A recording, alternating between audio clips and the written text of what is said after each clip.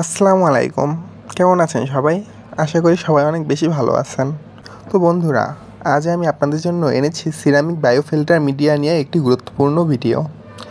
আমার হাতে যেগুলো দেখতে পাচ্ছেন এগুলো হলো সিরামিক রিং।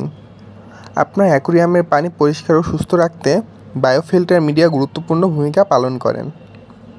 আজ আমরা জানব কিভাবে এটি কাজ করে, কিভাবে ব্যবহার করবেন এবং কেন এটি আপনার অ্যাকুরিয়ামের জন্য দরকারি। সিরামিক বায়োফিল্টার মিডিয়া হলো এক ধরনের ছিদ্রযুক্ত ফিল্টার যা পানির মধ্যে উপকারী ব্যাকটেরিয়ার জন্য আবাসস্থল তৈরি করে। এই যে আমার হাতে যে সিরামিক রিংগুলো আছে, লক্ষ্য করলে দেখতে পারবেন এর ভিতরে অসংখ্য ছিদ্র আছে যার ভিতর ব্যাকটেরিয়া অবস্থান করে।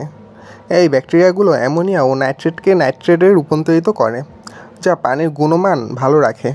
এটি মূলত 3টি ধাপে কাজ করে। প্রথম ধাপ, পানি ফিল্টারের মধ্য দিয়ে প্রবাহিত হয়।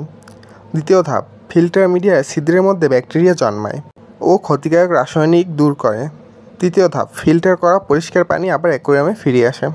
সিরামিক বায়োফিল্টার মিডিয়ার কিছু গুরুত্বপূর্ণ উপকারিতা হলো: পানির গুণমান উন্নত করে, অ্যামোনিয়া ও নাইট্রেট দূর করে, অ্যাকুয়ারিয়ামের মাছের জন্য স্বাস্থ্যকর পরিবেশ তৈরি করে, অন্যান্য ফিল্টার মিডিয়ার তুলনায় দীর্ঘস্থায়ী। ফিল্টারের মধ্যে সিরামিক মিডিয়া রাখতে হলে প্রথমে এটি ভালোভাবে ধুয়ে নিতে হবে। তারপর ফিল্টারের মিডিয়া চেম্বারে রাখতে হবে।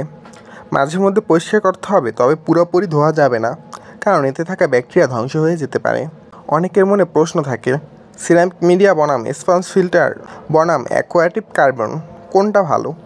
যদি দীর্ঘমেয়াদী সমাধান চান তাহলে সিরামিক মিডিয়া ভালো, কিন্তু পানি থেকে গন্ধ ও রং দূর করতে হলে অ্যাক্টিভেটেড কার্বন দরকার। আমার এখানে 30টা সিরামিক রিং আছে, যার দাম নিয়েছে 120 টাকা, তবে আপনারা চেষ্টা করলে কম দামেও পাবেন। সিরামিক বায়োফিল্টার মিডিয়া একটি কার্যকর ও দীর্ঘস্থায়ী সমাধান। যদি আপনি আপনার অ্যাকুরিয়ামকে আরও স্বাস্থ্যকর রাখতে চান তাহলে এটি অবশ্যই ব্যবহার করা উচিত। আপনার যদি কোনো প্রশ্ন থাকে তাহলে কমেন্টে জানান। ভিডিও ভালো লাগলে লাইক দিন, চ্যানেলটি সাবস্ক্রাইব করুন এবং শেয়ার করুন।